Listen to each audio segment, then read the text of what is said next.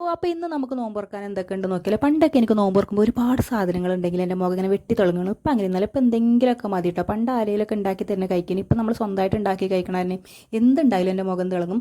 അപ്പോൾ ഇന്ന് നോമ്പ് തുറക്കാൻ വേണ്ടിയിട്ട് മീൻകറി ഉണ്ടായിരുന്നു. പിന്നെ വാട്ടർ മെലൺ ഉണ്ടായിട്ടോ. ഞാൻ ജ്യൂസ് അല്ലാത്ത രീതിയിൽ ഇങ്ങനെയാണ് ഉണ്ടാക്കിയിട്ടുണ്ടായി. പിന്നെ ജ്യൂസായിട്ട് നമുക്ക് മുന്തിരി ജ്യൂസായിരുന്നു. അപ്പോൾ ബാങ്ക് കൊടുത്ത് കഴിഞ്ഞപ്പോൾ വെള്ളം കുടിച്ചിട്ടാണ് നോമ്പ് തുറന്നിട്ടുണ്ടായിരുന്നത്. ഒപ്പം മുന്തിരി ജ്യൂസ് കുടിച്ച്. മുന്തിരി ജ്യൂസ് 1 ഗ്ലാസ് 2 ഗ്ലാസ് 3 ഗ്ലാസ് എത്രത്തോളം കുടിക്കാൻ പറ്റും അത്രയും കുടിച്ച്. പിന്നെ ഈ കടിയായിരുന്നു ഇത്. റബ്ബേ, ഒരിക്കലും കഴിക്കരുത്. ഇത് കഴിച്ചോടുകൂടി പാമ്പര വിഴുങ്ങിയ പോലെയായിരുന്നു എൻ്റെ അവസ്ഥ.